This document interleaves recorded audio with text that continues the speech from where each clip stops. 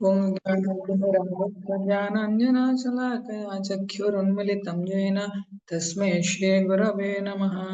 नमो विष्णुपादाय कृष्णप्रेष्ठाय भूतले श्रीमते लोकनाथ स्वामिनेति नामिने। नमो विष्णुपादाय कृष्णप्रेष्ठाय भूतले श्रीमते भक्तिवेदान्त स्वामिनेति नामिने।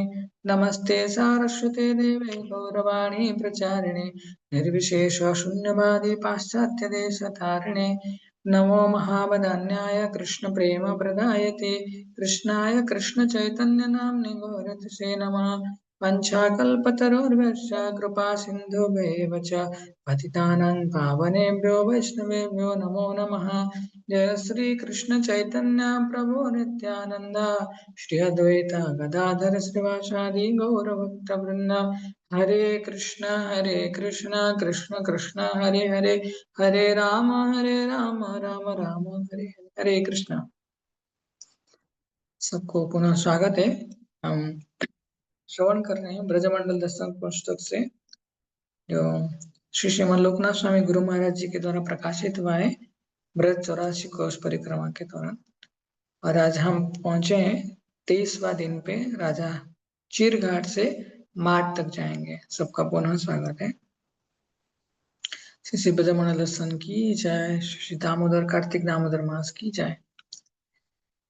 आज मंगल आरती के बाद हमारे एक व्यवस्थापक ने घोषणा की परिक्रमा का लगभग एक सप्ताह और शेष बचा है। इस दौरान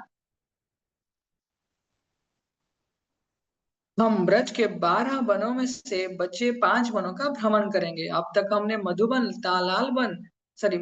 तालबन, कुमुदवन, भोलाबन, वृंदावन, काम्यवन तथा खदीर वन के दर्शन किए हैं।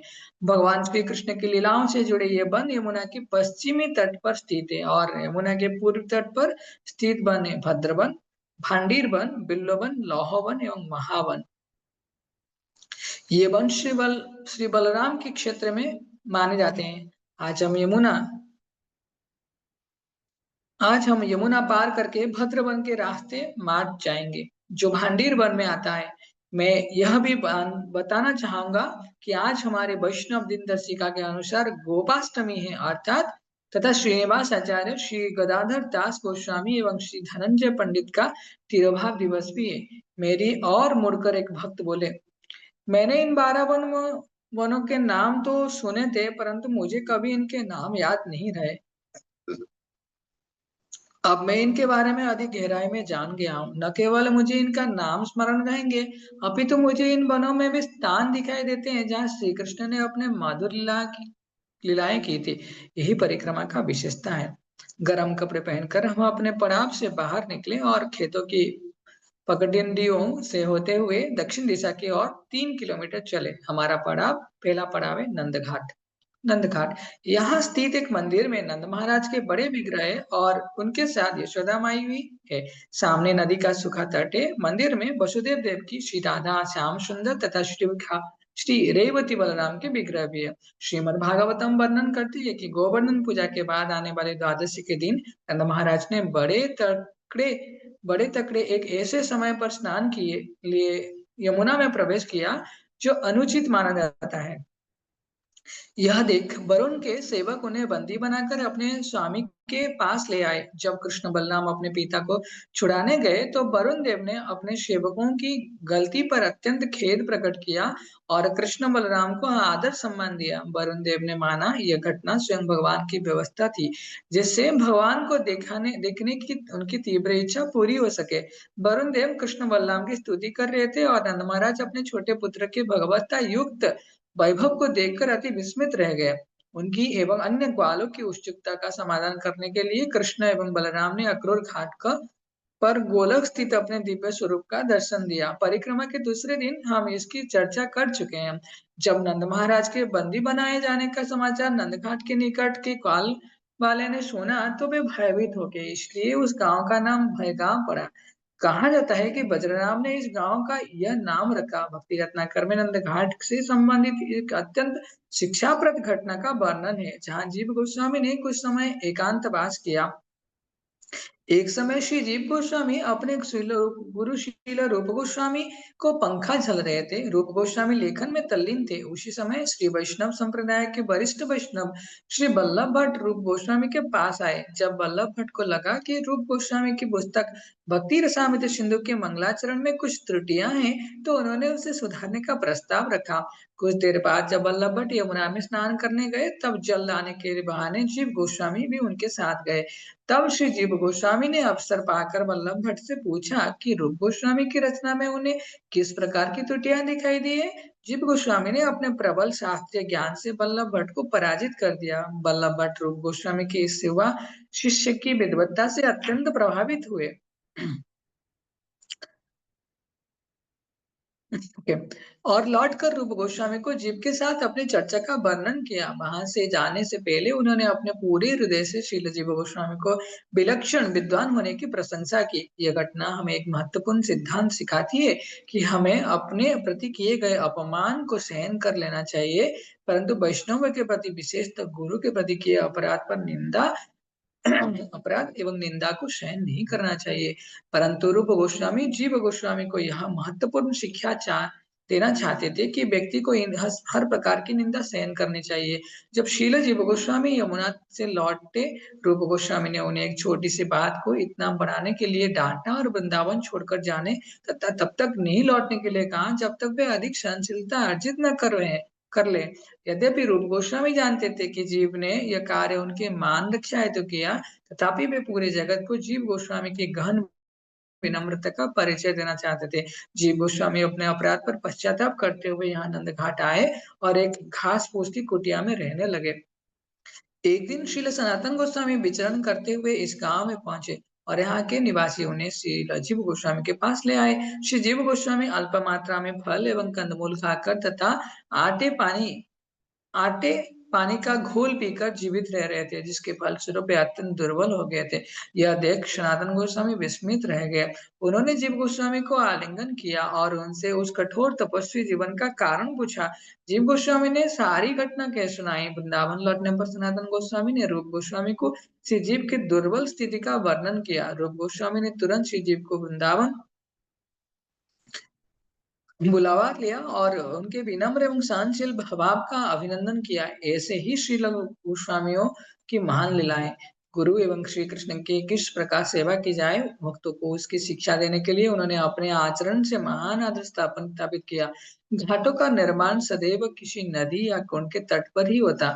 इसका अर्थ हुआ कि एक समय यमुना नंद घाट से होकर बहती थी और आज हमें यहाँ से काफी दूर चलकर यमुना दिखाई देती है।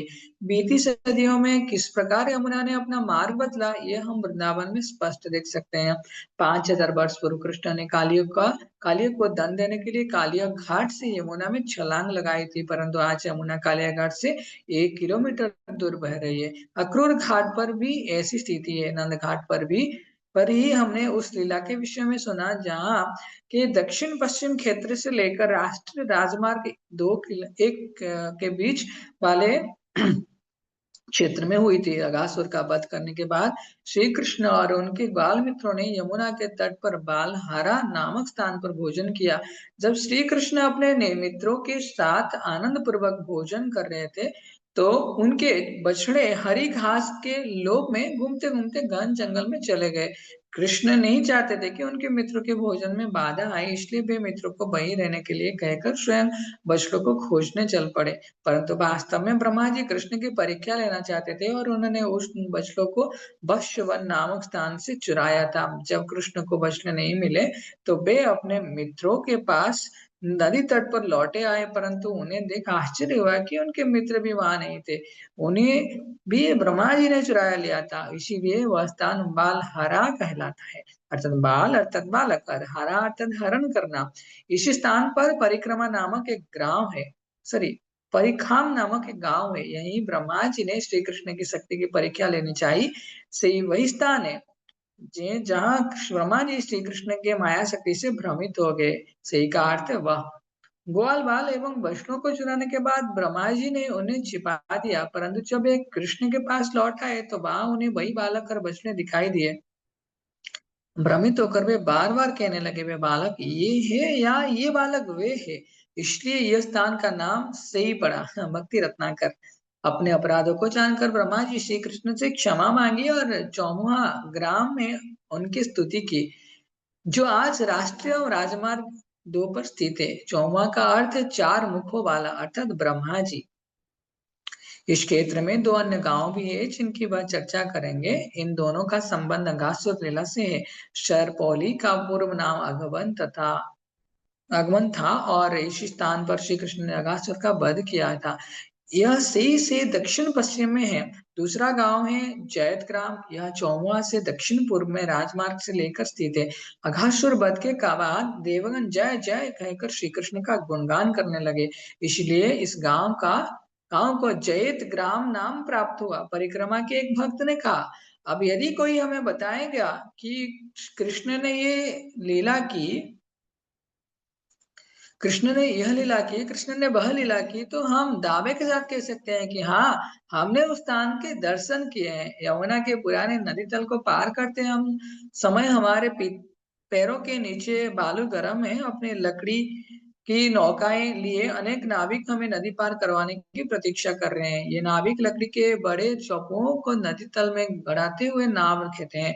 यदि प्रवाह तेज है तो नाव चलाना कठिन हो जाता है। नदी तट पर उतरते समय ये नाविक बार बार भक्तों से आग्रह करते हैं कि वे एक साथ खड़े होकर नाव से न उतरे, क्योंकि इससे नाव के पलटने का उतरना खतरा रहता है।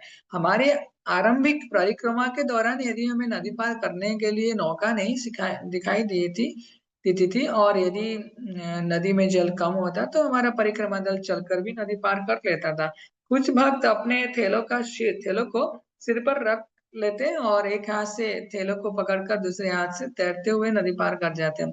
यमुना पार करके अब हम बलराम जी के क्षेत्र में आए हैं। श्री बलदेव जी की जय, श्री प्रभुपाद की जय।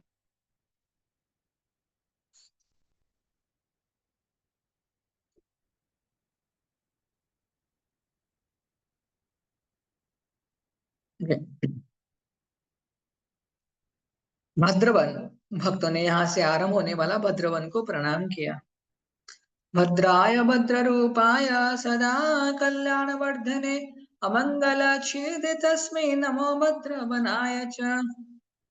हे भद्र मंगल के मूर्तिमान भद्रवन, तुम सदैव कल्याण का वर्धन तथा अमंगल का नाश करते हो।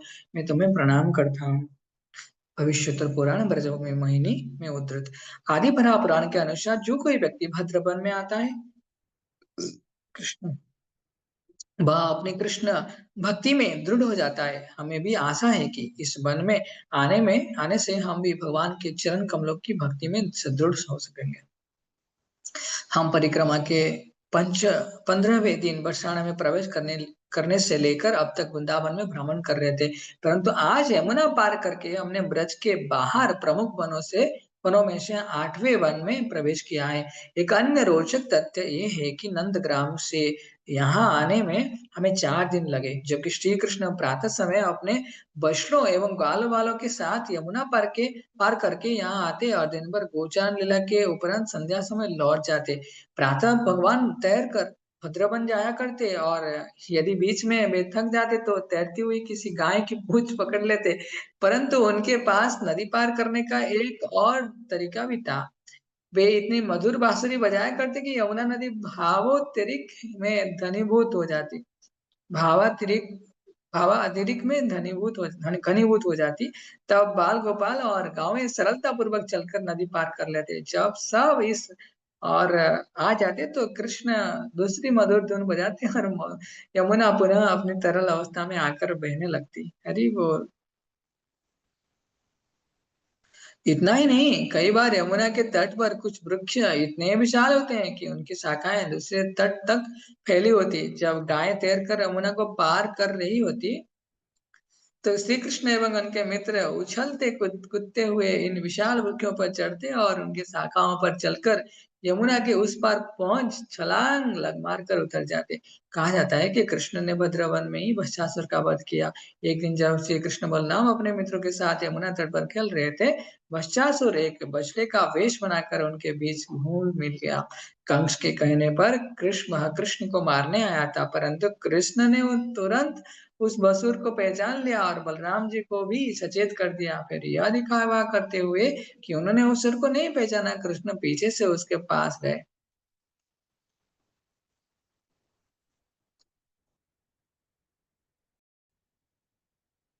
हरे कृष्ण। तत्पश्चात श्री कृष्ण ने असुर की पिछली टांगे और पूंछ पकड़ी और उसके प्राण निकलने तक उसका शरीर को तेजी से घुमाते रहे। फिर उन्होंने उसके मृत शरीर को एक कपित वृक्ष पर फेंक दिया। तब तक वह असुर अपने वास्तविक स्वरूप में आ चुका था और वृक्ष के साथ नीचे गिर पड़ा। श्रीमद् भागवतम। नदी तट से कुछ दूर चलकर हम प्रमुख सड़क पर आए, परंतु वहां पहुंचकर हमने निकट स्थित एक हनुमान मंदिर के प्रांगण में नाश्ता प्रसाद ग्रहण किया।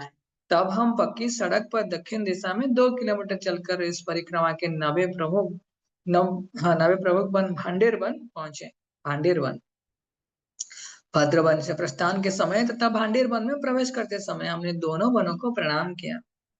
आदि बराह पुराण में कहा गया है कि नौवा वन भांडेर वन है।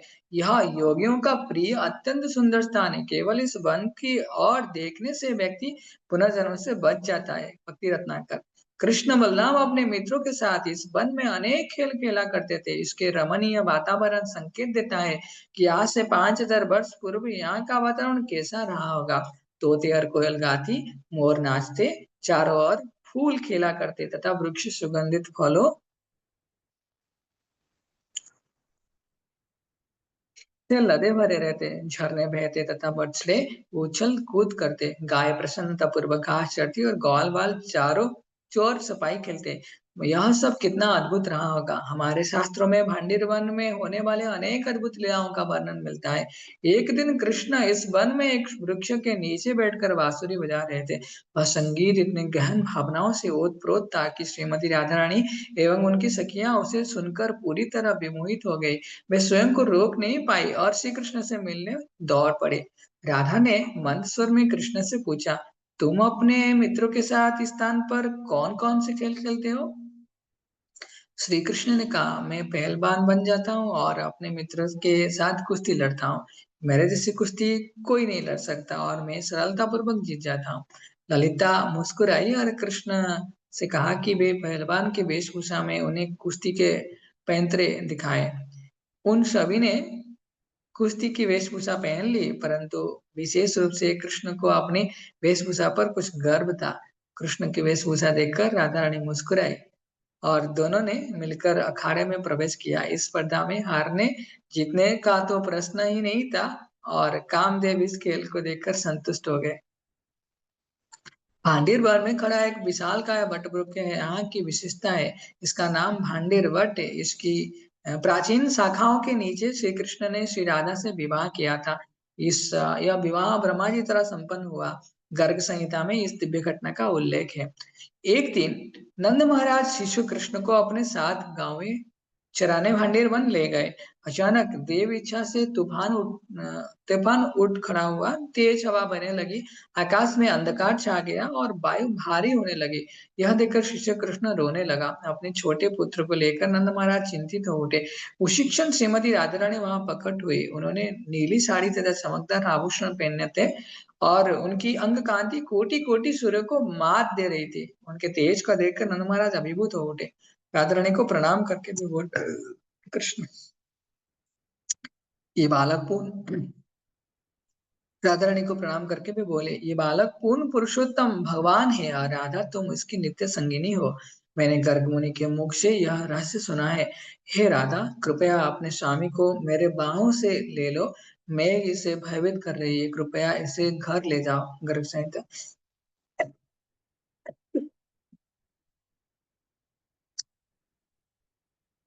श्रीमती राधा रानी ने शालीनता पूर्वक नंद महाराज के निवेदन को स्वीकार किया और उन्हें आशीर्वाद देकर शिशु कृष्ण को उनके बाहों से लेकर भांडेर वन से बाहर जाने लगी। सहसा भांडेर वन में संपूर्ण गोलक वृंदावन प्रकट हो गया। उनके चारों ओर प्रत्येक वस्तु सुनहरी तथा रत्न जड़ित हो गई। मोर एवं अन्य पक्षियों के कलरव से वातावरण भर गया। भ्रमर भिन्न भिन्नाने लगे तथा यमुना के तट रत्न जड़ित सीढ़ियों तथा भव्य भवनों से सज गए। तब कृष्ण ने एक आकर्षक मनोहारी किशोर का रूप धारण कर लिया। उसी क्षण ब्रह्मा जी वहां प्रकट हुए और दिव्य युगल मूर्ति की सुंदर स्तुति करके उनका विवाह यज्ञ संपन्न किया। श्री राधिका ने हस्त कमल को श्री हरि के वक्षस्थल पर तथा श्री हरि के हाथ को श्री राधा की पीठ पर रखकर ब्रह्मा जी ने अनेक मंत्र का उच्चारण किया। दोनों हाथों से श्री राधा ने श्री कृष्ण के कंठ से कमल पुष्पों की माला पहनाई, जिसके ऊपर भ्रमरों के झुंड मंडरा रहे थे। दोनों हाथों से श्री हरि ने भी श्री राधा के कंठ में वैसा ही हार पहनाया। तब ब्रह्मा जी के कहने पर दोनों ने पवित्र अग्नि के सम्मुख शीश नवाया। दिव्य युगल मूर्ति को दो सिंहासनों पर विराजमान करके ब्रह्मा जी ने करबद्ध 5 मंत्रों का उच्चारण किया। तब जिस प्रकार पिता अपने पुत्री का कन्यादान करता है, ब्रह्मा जी ने श्री राधा का दान किया। गर्ग संहिता। तत्पश्चात ब्रह्मा जी अपने धाम लौट गए और श्री राधा कृष्ण एक दूसरे का हाथ थामे वन में विचरण करते हुए प्रेम एवं विनोद भरी अनेक लीला का आस्वादन करने लगे। कुछ देर में कृष्ण पुनः एक शिशु बनकर घुटनों के बल चलने लगे और श्रीमती राधा रानी उन्हें घर ले आई और यशोदा माता की गोद में सौंप दी। भांडीर वन के निकट ही एक मंदिर में श्री श्री राधा आनंद बिहारी के सुंदर विग्रह हमें अपने आशीर्वाद दे रहे हैं। यहाँ कृष्ण एक अनोखे रूप में खड़े हैं और अपने बाएं हाथ से श्रीमती राधा रानी के मस्तक पर कुमकुम लगा रहे हैं। ये मंदिर के सम्मुख वेणुकूप नामक कुआं है। कहा जाता है कि श्री कृष्ण ने अपने वेणु बांसुरी से खोद कर इसका निर्माण किया था। स्थानीय ब्रजवासी दही बिलोकर माखन निकालते हैं और शेष बची ताजी छाछ हमें दे देते हैं।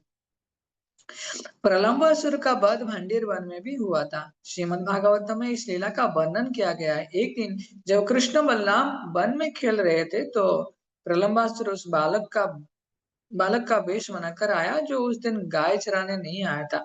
नकली वेश में ग्वाल बालक के समूह में सम्मिलित हो गया। कृष्ण ने तुरंत उस असुर को पहचान लिया। वे उसकी दुष्ट इच्छाओं को भली भांति जानते थे। उसके साथ एक मित्र का व्यवहार करते हुए श्री कृष्ण उसके वध की योजना बनाने लगे। खेल खेल में कृष्ण ने सारे बालकों को 2 दलों में बांट दिया। एक वे नेता वे बने और दूसरे के बलराम। प्रलंबासुर कृष्ण के पक्ष में था। खेल की शर्त यही थी कि हारने वाला दल जीतने वाले दल के सदस्यों को अपने पेट पर उठाकर कुछ दूर ले जाएगा। पहली पारी में बलराम का दल जीत गया और कृष्ण के सदस्य बलराम के सदस्य को अपने पेट पर उठाने लगे। प्रलंबासुर ने बलराम को उठाया, परंतु क्योंकि यह बलराम को मारना चाहता था, इसलिए वह उन्हें वन में बहुत दूर ले गया। बलराम को अपने पीठ पर बिठाकर असुर ऊपर आकाश में उठा और तेजी से उड़कर कृष्ण मंगवाल वालों की दृष्टि से अदृश्य हो गया। कुछ क्षणों के लिए बलराम भी भयभीत हुए से लगे। श्रील सनातन गोस्वामी के अनुसार भगवान ने इस लीला के भाव को बनाए रखने के लिए क्षणिक भय प्रकट किया था। इसकी दूसरी व्याख्या यही है कि बलराम जी प्रलंबासुर को इसलिए नहीं मारना चाहते थे क्योंकि कृष्ण ने उसे अपने मित्र रूप में स्वीकार किया था, अथवा बलराम जी को चिंता थी कि कहीं उसी समय कोई अन्य असुर कृष्ण पर आक्रमण करता हो। पूरी स्थिति को देखकर निर्भय बलराम जी समझ गए कि वह असुर उनका अपहरण करने का प्रयास कर रहा है और उन्हें उनके मित्र से दूर लाया है। तब भगवान अत्यंत क्रोधित हो उठे और अपना भार बढ़ाकर एक पर्वत के समान भारी हो गए। बाहर से पीड़ित प्रलंबासुर अपना नकली वेश धारण नहीं रख पाया और अपने विशालकाय भयावह रूप में प्रकट हो गया। तब बलराम जी ने अपनी मुट्ठी से असुर के सिर पर उसी प्रकार प्रहार किया जिस प्रकार देवराज इंद्र पर्वतों पर अपने वज्र से प्रहार करते हैं। बलराम जी की मुट्ठी के प्रहार से प्रलंब का सिर तुरंत फटकर खुल गया। वह अपने मुंह से रक्त की उल्टी करने लगा और चेतना खो बैठा। तब वह प्रचंड ध्वनि करता हुआ निष्प्राण भूमि पर गिर पड़ा, मानो इंद्र द्वारा स्तब्ध कोई पर्वत हो। श्रीमद् भागवतम। एक समय जब श्री कृष्ण और ग्वाल बालक खेलों में मग्न थे, उनकी गायें घास की खोज में दूर निकल गई। वे भांडीर वन के मुजाटबी में आ पहुंची। कुछ देर बाद गायों का निकट लगी दावाग्नि के तापों का अनुभव होने लगा। इससे उन्हें तेज प्यास लगी और वे दुखी हो रंबाने लगे। गाय इंद्रिय के समान है जो विषय वस्तु से आकर्षित हो जाते। एक बार इंद्रिय भोग विलास के अग्निमय वन में प्रवेश करने के बाद वे तब तक निरंतर दग्ध होती रहती है जब तक वे सहायता के लिए कृष्ण को न पुकारे। यहाँ एक अन्य महत्वपूर्ण शिक्षा यही है कि गाय इसलिए विपदा में पड़ी क्योंकि वे कृष्ण से अलग होकर उस वन में आई थी। हमें सावधान रहना चाहिए कि हम भगवान से स्वतंत्र रहकर कुछ ना करें अन्यथा हम भी भगवान से स्वतंत्र रहकर कुछ न करें, अन्यथा हम भी गायों के समान समस्याओं को आमंत्रित करेंगे। गायें कृष्ण तथा ग्वाल वालों को अपने प्राणों से अधिक प्रिय थी। उनके न मिलने पर वे सब अत्यंत चिंतित हो उठे और उनके क्रूर चिन्ह एवं खाई हुई घास के चिन्ह का पीछा करते हुए आगे बढ़ने लगे। अपनी प्रिय गायों को पाकर बालक उनके साथ अपने घर लौटने लगे। श्रीमद् भागवतम वर्णन करती है कि भगवान प्रत्येक गायक को उसके नाम से पुकारा करते हैं। ताहुता भगवता मेघ गंभीरया गिरा स्वनाम नाम्ने नदं श्रुत्वा प्रतिनेदुः प्रहर्षितः। श्री भगवान मेघ गर्जन जैसी वाणी द्वारा गायों को पुकारने लगे। अपने अपने नाम सुनकर वे गायें आनंद से भर उठी और रंभाते हुए भगवान की पुकार का प्रत्युत्तर देने लगी। श्रीमद् भागवतम। अचानक यह दावाग्नि अत्यंत भड़क उठी। ग्वाल वालों ने अनुभव किया कि वे चारों ओर अग्नि से घिर गए हैं। वे दौड़कर कृष्ण के पास आए और कृष्ण और क्योंकि उनके पास अन्य कोई आश्रय नहीं था, इन्हें हमें इसी भाव में जप करना चाहिए। जप में सहायता की याचना करनी चाहिए। हे भगवान, कृपया मुझे अपनी सेवा में नियुक्त करें। हम अक्सर याचना करने लगे कि आवश्यकता का अनुभव नहीं करते, क्योंकि हमें लगता है कि हम अपने बैंक बैलेंस, बीमा तथा अन्य तथाकथित सुरक्षा साधन का सहारा ले सकते हैं। परंतु ये संसार प्रचंड वन अग्नि के समान है। भगवान का पवित्र नाम हमारा एकमात्र सहारा है। ग्वाल वालों की याचना सुनकर कृष्ण ने अपने मित्रों से आंखें मूंदने के लिए कहा। तब श्री कृष्ण ने अपने हाथों को अपनी कमर पर रखा और एक सांस में अग्नि को पी गए। माना जाता है कि भगवान ने ग्वाल वालों को यह सोचकर आंखें बंद।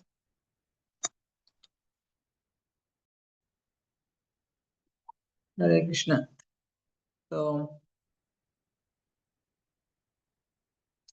हाँ, ग्वाल वालों की याचना सुनकर कृष्ण ने अपने मित्रों से आंखें मूंदने के लिए कहा। तब श्री कृष्ण ने अपने हाथों को अपने कमर पर रखा और घास और सांस में अग्नि को पी गई। माना जाता है भगवान ने ग्वाल वालों को यह सोचकर आंख बंद करने के लिए कहा कि जब बलराम ने माता यशोदा से शिकायत की थी कि मैंने ब्रह्मांड घाट पर मिट्टी खाई है, तो उन्होंने इतना बवाल मचाया था। तब अब यदि वे सुनेंगे कि मैंने आग भी पी, तो न जाने क्या होगा। ग्वाल वालों ने जब आंखें खोली तो यह देखकर आश्चर्यचकित रह गए कि चारों ओर अग्नि बुझ गई थी और वे पूरी तरह सुरक्षित थे। इतना ही नहीं, कुछ समय पूर्व वे जहाँ खेल रहे थे वहीं खड़े थे। हमारी भी यही प्रार्थना है कि अपने गुरुदेव के आदेश का पालन करके हम भी इस भौतिक जीवन रूपी तावाग्नि से बच जाए और जब हम पुनः अपनी आंखें खोले तो भगवान तथा उनके नित्य पार्षदों के साथ उनके नित्य धाम में हो। हरि बोल। आज गायों के प्रति श्री कृष्ण के प्रेम की चर्चा करना पूर्णतः उपयुक्त है, क्योंकि आज गोपाष्टमी है। आज के दिन कृष्ण को बछड़ों के स्थान पर गायों चराने का उत्तरदायित्व मिला था, अर्थात वे वत्सपाल से गोपाल बने। गोपाल चंपू में कहा गया है कि कृष्ण बलराम अभी अभी पौगंड अवस्था में प्रविष्ट हुए थे। उनके शरीर बड़े तथा बलवान हो गए थे और वे पहले से अधिक सज सवर रहे थे। इतना ही नहीं, गायें भी कृष्ण कृष्ण से आसक्त थी और उन्हें प्रतिदिन प्रातः कृष्ण से अलग करके ग्वालों के साथ भेजना अत्यंत कठिन होने लगा था। नंद महाराज एवं अत्यंत और अन्य वरिष्ठ ग्वालों ने उस विषय पर चर्चा की और विख्यात ज्योतिषों से परामर्श लिया। उन्होंने सुझाव दिया कि कृष्ण बलराम का स्नातकोत्तर समारोह वार्षिक ओके समारोह कार्तिक शुक्ल पक्ष की अष्टमी को किया जाना चाहिए। जीव गोस्वामी लिखते हैं कि इस अवसर पर ब्रज में 3 दिवसीय उत्सव मनाया गया। कृष्ण बलराम को ग्वालों के नए वस्त्र पहनाए गए और बालकों को आशीर्वाद देने के लिए ब्राह्मणों का बुलाया गया। अर्घ्य और पाद्य से गो पूजा की गई और उन्हें मीठे चने खिलाए। गायों का परिक्रमा एवं उन्हें प्रणाम करने के बाद कृष्ण बलराम ने ब्राह्मणों एवं पुरोहितों को प्रणाम किया। जब ग्वाल वालों के बन जाने का समय आया तो नंद महाराज ने कृष्ण को रत्न जड़ित लाठी दी तथा माता यशोदा ने उनके मस्तक पर तिलक लगाया। वात्सल्य प्रेम के कारण रोते हुए यशोदा ने बलराम एवं अन्य बड़े बच्चों को निर्देश दिया कि वे सभी दिशाओं से कृष्ण की रक्षा करें। इस दिन इस्कॉन के कृष्ण बलराम मंदिर सहित अन्य अनेक मंदिरों में श्रीमती राधा रानी को गोपवेश पहनाया जाता है। इस दिन राधा रानी धोती पहनती है और गोपाष्टमी के अतिरिक्त ये एकमात्र दिन है जब हमें उनके चरण कमलों के दर्शन पर परम सौभाग्य प्राप्त होता है। जय श्रीमती राधा रानी की जय। कृष्ण न केवल गायों का गुणगान करते हैं अपितु स्नेह पूर्वक उनकी सेवा करते हैं, व्यवहारिक रूप में अपना प्रेम भी प्रदर्शित करते हैं। श्रीमद् भागवतम के अनुसार कृष्ण के झुंड में न केवल गायियां अपितु कुछ भैंस और बकरियां भी होती है। कृष्णदास कविराज गोस्वामी लिखते हैं कि जब हमारे सफेद गायें और काली भैंस एक साथ गोचारण भूमि की ओर चलती है तो क्रमशः गंगा यमुना प्रतीत होते हैं। श्री कृष्ण की नित्य दैनिक लीलाओं के विवरणानुसार गायियां चराने का उनका पहला सत्र उनकी पूर्वान्न लीला के दौरान होता है, लगभग प्रातः 8:10 से प्रातः 10:48 तक। श्री कृष्ण शीघ्रता से नंदग्राम नहीं छोड़ पाते, क्योंकि उनके जाने से नंद, यशोदा और युवा गोपियों के हृदय में उनसे तीव्र विरह की अनुभव भावना जागृत हो जाती है। यह विचार करके कि अब उन्हें दिन भर कृष्ण से दूर रहना होगा, ब्रजवासी इसे सहन नहीं कर पाते और ब्रज की सीमा तक उनके साथ जाते हैं। श्री कृष्ण उन्हें बार बार आश्वासन देते हैं कि वे सुरक्षित रहेंगे और उन्हें निश्चित होकर कौट लड़ने के लिए कहते हैं। गोचारण जाने से पहले नंद महाराज और यशोदा माता चाहती है कि गैया चराने के लिए जाते समय कृष्ण जूते पहने और छाता लेकर जाते। कृष्ण परंतु गोपाल यह कहकर मना कर देते कि जो वस्तु उनके गायों के पास नहीं है वे भी उसे नहीं लेंगे। क्यों? कृष्ण पूछते हैं, गायों के पास जूते नहीं तो फिर मैं कैसे जूता पहन सकता हूँ? एक क्षण सोचकर वे कहते हैं, मैया मैं जूता पहनने के लिए तैयार हूँ, परंतु तब तुम्हें मेरी सारी गायों के लिए जूते बनवाने होंगे। नंद महाराज के पास 9 लाख गायें थी और प्रत्येक गाय के 4 पैर अर्थात यशोदा को 36 लाख जूते बनवाने होंगे। बेचारी यशोदा कहाँ से इतने सारे जूते लाती? तब माता यशोदा जोर देकर कम से कम छता तो लेके जाने के लिए कहती। परंतु कृष्ण फिर भी उत्तर देते, यदि तुम मेरे गायों के लिए छाता दोगी तो मैं ही छाता लूंगा। खैर, गायें छाता नहीं उठा सकती, उन्हें उतने छाता देने का अर्थ है कि गायों के साथ 9 लाख छत्रधर भी भेजने होंगे जो उनके सिर के ऊपर छाता पकड़ सके। श्रील जीव गोस्वामी वर्णन करते हैं कि श्री कृष्ण के प्रेम को देखकर गायें प्रभावित हो गई। वे नहीं चाहती थी कि श्री कृष्ण के माखन जिसे कोमल चरण कंकर पत्थरों एवं कांटों से विदीर्ण हो। गायों ने निश्चय किया कि वे धरती को अपने खुरा से रौंद कर मिट्टी को मुलायम चूर्ण बना देंगे। गायों ने कड़ा परिश्रम इसलिए किया इससे कृष्ण मुक्त रूप से भ्रमण कर सके और ब्रज भूमि को अपने चरण कमलों के चिन्ह से अंकित कर सके। ऐसा है श्री कृष्ण एवं उनके गायों के बीच प्रेम। कृष्ण के गोचारण से संबंधित कुछ और लीलाएं। वन में प्रस्थान करने के बाद गोपियां यावत लौट आई थी और जहाँ जटिला श्री राधिका को सूर्य पूजा है तो तैयार होने के लिए कहती है। इस बीच श्री कृष्ण आनंद पूर्वक गोवर्धन की घाटियों में अपने गायें चराते। उनकी बांसुरी की मधुर धुन सुनकर पूरे वन के पेड़ पौधे से खिलने फूलों से खिलने लाते खिल जाते। कहाँ जहाँ कहीं कृष्ण दृष्टिपात करते वहां के पशु पक्षी फूल तथा वृक्ष उन्हें केवल श्रीमती राधा रानी के सर्वाकर्षक गुणों का स्मरण करवाते। उनका हृदय राधा रानी के विरह से दग्ध होने लगता है। कुछ देर बाद कृष्ण स्नेह पूर्वक अपने गायों को मानसी गंगा लाते हैं, जहाँ सारे गायें और ग्वाल बाल तृप्त होकर स्वच्छ अमृतमय जल पीते हैं। बालक सरोवर में स्नान एवं क्रीड़ाएं भी करते हैं और बाहर निकलने के बाद कुछ खाते हैं।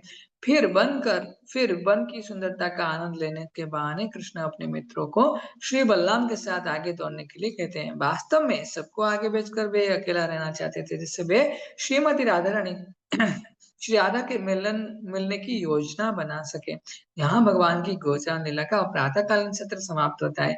कुछ अत्यंत घनिष्ठ मित्रों के साथ कृष्ण कुसुम सरोवर के रास्ते होते हुए राधा कुंज जाते हैं। श्री कृष्ण को ज्ञात हो जाता है कि श्री राधिका उस समय वहां है। श्री राधा कुंज पर प्रिया प्रियतम की भेंट होती है और वहां वे प्रातः 10:48 से दोपहर 3:36 तक अपनी मध्याह्न लीला का आनंद लेते हैं। इसके बाद कृष्ण अपने गायों के साथ अपराह्न लीला के दौरान रहते हैं और अर्थात दोपहर 3:36 के साथ सायं 6 बजे तक जैसा कि हमने परिक्रमा के 17वें दिन वर्णन किया था, अपराह्न लीला की अवधि के समाप्त होने पर कृष्ण अपने बांसुरी बजाकर एक-एक गायक का नाम पुकारते हैं। वे धवली, हंसी, चंदनी, अरुणी, श्यामला, मृदंगमुखी। शीला विश्वनाथ चक्रवर्ती ठाकुर वृंदावन के दिव्य गायों के विषय में निम्नलिखित जानकारी देते हैं। सफेद, लाल, काली तथा पीली 4 रंगों की गायों में से प्रत्येक रंग की 25 उपविभाग है। इस प्रकार कुल 100 रंग की गायें हैं। यही नहीं, कुछ गायों के सिर पर चंदन जैसा तिलक तथा और कुछ के सिर मृदंग जैसे है। इस प्रकार ऐसी गायों के भी 8 समूह हैं। गायों के रंग एवं आकार के इन 108 समूह की गिनती करने के लिए कृष्ण 108 मणियों वाले माला को प्रयोग करते हैं। इसी प्रकार नाम पुकारे जाने पर आ जाती और गैया आ जाती है, और जब सब गायों को वन से घर वापस लेने का समय हो जाता है, तो कृष्ण यह विचार कर कि कहीं कोई गाय न रह जाए, अपने मणिमाला पर उनके गिनती करते हैं। इसके अतिरिक्त गोपाल चंपू वर्णन करती है कि ग्वाले गायों के कुछ अन्य मानदंडों के आधार पर भी विभाग करते हैं। जैसे गाभीन होने के लिए तैयार गाय, अभी अभी गाभिन हुई गाय, जो गाभिन होने वाली है, जिन्होंने अभी-अभी बछड़े को जन्म दिया है, जिन्होंने बहुत पहले बछड़े को जन्म दिया है, जिन्होंने अभी तक केवल एक बछड़े को जन्म दिया है, जिन्होंने अनेक बछड़ों को जन्म दिया है, जो प्रतिवर्ष जन्म देती है इत्यादि। इस प्रकार वे बैलों को भी अनेक रंग, आकार आदि से आधार पर विभाजित करते हैं। संध्या उन्हें ही भगवान मान पूर्वक अपने गायों को लेकर नंदग्राम लौट जाते। वे दिन में 2 बार गायों को धोते, एक बार नाश्ते से पहले और दूसरी बार सायं समय। प्रत्येक गाय मानो बाहर स्थित श्री कृष्ण के प्राणों जैसी थी। गायें तृप्त होने तो कृष्ण भी तृप्त हो जाते। तब जब गायों को भूख लगती तो श्री कृष्ण को भी भूख लगती। वे उन्हें अपने वक्षस्थल से लेकर आनंद पूर्वक उन्हें सुनते, उनका आलिंगन करते, उत्कंठता पूर्वक उन्हें खोजते, उनको एक साथ लाते, उन्हें खिलाते और उनकी रक्षा करते। इसे श्री कृष्ण और अधिक दृश्य देखने लगते। गोपाल शंभु पूर्व शंभु गावं कण्डूयनं कुर्यात् गोग्रासं गोप्रदक्षिणां नित्यं गोषु प्रसन्नाशु गोपालपि प्रसिद्धति। गाय को खुजलाना चाहिए, उसे खिलाना और उसकी प्रदक्षिणा करनी चाहिए। यदि आप सदैव गाय को प्रसन्न रखेंगे, तो कृष्ण आपसे प्रसन्न रहेंगे। गोपाल चंबू पूर्वजों में गौतम ये तंत्र से उद्भूत भगवान के कार्यों से स्पष्ट होता है कि गैया अपने प्राणों से भी अधिक प्रिय है। इसीलिए यदि हम भगवान को प्रसन्न करना चाहते हैं, तो हमें स्वयं गोरक्षा करनी चाहिए तथा दूसरी को इस विषय में प्रोत्साहित करना चाहिए। गैया एवं कृष्ण वर्णाश्रम संस्कृति का आर्थिक आधार है। श्रील प्रभुपाद चाहते थे कि हम इस वर्णाश्रम की स्थापना करें, और इसका 50% कार्य उन्हें हमारे लिए छोड़ा है। भक्तों के साथ गोपाष्टमी लीला पर चर्चा करते हुए समय मुझे अपने बचपन का स्मरण हो आया। मेरे गांव में भी गाय बैलों के समान सम्मान में उत्सव मनाए जाते थे। उत्सव के दिन इन पवित्र पशुओं को नहलाकर रंगों से सजाया जाता और उनके शिंगों पर रंग बिरंगे रिबन बांधे जाते। रंग बत्तियां अगरबत्तियों को जलाकर नींबुओं में खोसा जाता और उन नींबुओं को बैलों के सींगों पर खोस दिया जाता है। बैलों को सजाकर हम पूरी गांव में उनका जुलूस निकालते। जब किसान यही प्रयास करते कि उनके बैल दूसरे किसानों के बैल से अधिक सजे धजे दिखें, उन्हें इस प्रकार सजते देखना आंखों के लिए एक उत्सव होता। बंसी बट भांडीर वन से लगभग 300 किलोमीटर आगे एक और पवित्र बट वृक्ष है, यहाँ है बंसी बट।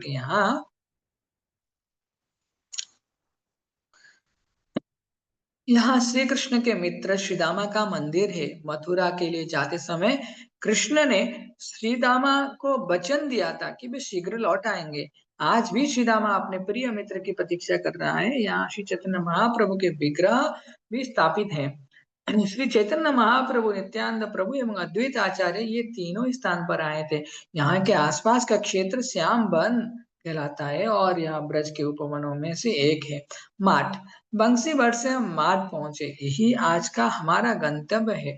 मूलतः यह स्थान माठ ग्राम कहलाता था, क्योंकि ब्रज में निकल मिलने वाले विभिन्न आकारों के मटके बनते थे। चाहे रंधन हो या मंथन, अथवा दूध या अन्न रखना हो, या फिर नदी से जल भरना हो, अथवा भोजन परोसना, इन मटकों का उपयोग प्राय प्रत्येक कार्य के लिए होता है। और यहाँ और हाँ, ये मटके पूरी तरह प्राकृतिक होते हैं। यहाँ यमुना के तट पर कोई पुल नहीं है, इसलिए हमारे अग्रिम दल को लंबा घूमकर जाना पड़ा। यहाँ एक विद्यालय में ठहरे, परंतु हम थोड़ा शीघ्र पहुंच गए और बच्चों की छुट्टी होने की प्रतीक्षा करनी पड़ी। तत्पश्चात ही हम प्रवेश कर पाए। मुझे स्मरण है कि किस प्रकार पहली ब्रजमंडल परिक्रमा के दौरान हमारे दल के साथ इस क्षेत्र में एक रोमांचकारी घटना घटी। हमारे दल का पड़ाव सेई के पास निर्धारित था। सुबह सुबह से हमने लंबा रास्ता तय कर लिया था। हम शेर घाट से निकल निकल निकले थे और राम घाट और चीर घाट के रास्ते नंद घाट को जा रहे थे। सेई केवल कुछ ही किलोमीटर दूर था, और क्योंकि उस वर्ष हमारी सूची में भद्रवन एवं भांडेर वन नहीं थी, भक्तों ने सही जाने से पूर्व नंदघाट से भद्रवन एवं भांडीरवन जाने के लिए अपना अनुकूल मत दर्शाया। दोपहर बीत रही थी और हम यमुना पार करके भद्रवन एवं भंडीरवन की ओर जाने लगे। उन दो वनों की यात्रा दर्शन के अंत में हम सूर्यास्त के कुछ पहले भंडीरवन के राधा आनंद बिहारी मंदिर पहुंचे। हमें एक मार्गदर्शक की आवश्यकता थी, और वहां के एक पुजारी इसके लिए तैयार हो गए। उन्होंने कहा कि वे आंखों पर पट्टी बांधकर भी हमें वहां तक पहुंचा देंगे। उसे अपना मार्गदर्शक बनाकर हमने यमुना पार कर ली। 1 घंटे बाद हमें स्पष्ट होने लगा कि हम रास्ता खो चुके हैं। हमारी एक और कांटों की बाढ़ थी, और दूसरी ओर पहाड़ी चोटी। उस चोटी से गिरते तो सीधे यमुना में प्रवेश करते। अंधेरे में हम 100 लोग का दल केवल एक व्यक्ति के हाथों में टर्च के पीछे चल रहा था। सही मार्ग किस प्रकार खोजा जाए, प्रत्येक भक्त इसकी योजना बताने लगे। एक भक्त ने परामर्श दिया कि हम कीर्तन रोककर धीरे चले, जिससे हमें कुत्तों के भौंकने या लोगों की बात करने की ध्वनि सुनाई देगी, और यह हमें निकट किसी गांव के होने की संकेत देगा। एक अन्य भक्त ने सुझाव दिया कि हम उसी स्थान पर ठहरकर अग्नि प्रज्वलित कर लें। इससे हमें खोजने वाले व्यक्ति को हमें खोजना सरल हो जाएगा, और यदि कोई नहीं आया तो कम से कम हम अगली सुबह तक गर्म एवं सुरक्षित रहेंगे ही। सब इससे सहमत नहीं हुए, और इसलिए हम आगे बढ़ने लगे। अंततः लगभग रात्रि 10:30 बजे हमें सही गांव में दिखाई जाने वाले इस्कॉन की एक फिल्मी द वर्ल्ड ऑफ हरे कृष्णा की ध्वनि सुनाई देने लगी। अंधकार में यह एक आशा की किरण थी। उस आवाज का पीछा करने पर हमें अग्रिम दल के भक्त मिल गए। वे एक ट्रैक्टर पर सवार उसकी बत्ती जलाकर हमें खोज रहे थे। अंततः हम ऐसे ही पहुंचे। पहुंचते ही मुख्य भूखे पदयात्री को गर्मा गर्म प्रसाद परोसा गया। जयद्युत स्वामी टिप्पणी करते हैं, इस रोमांचकारी घटना में ने ब्रजमंडल का परिक्रमा को चटपटा बना दिया। आकाश में ऊंचाई पर स्थित शुक्ल पक्ष का चंद्रमा कृष्ण बलराम के कृपास्थली इन वनों को प्रकाशित कर रहा है। नाम दृष्टगम गाते समय हम भगवान की उपस्थिति का अनुभव कर रहे हैं। कदाचित वे प्रकट हो जाए और मुस्कान भरी दृष्टि के साथ हमें भी अपने साथ खेलने के लिए आमंत्रित करें। हरे कृष्णा कृष्ण कृष्ण हरे हरे, हरे राम राम राम हरे हरे। श्रील प्रभुपाद की जय, ब्रजमंडल दर्शन परिक्रमा की जय, श्री श्रीमद लोकनाथ स्वामी गुरु महाराज की जय, उपस्थित समस्त भक्त वृंद की जय। जय गौर प्रमानंदे। हरे हरे बोल, हरे कृष्ण।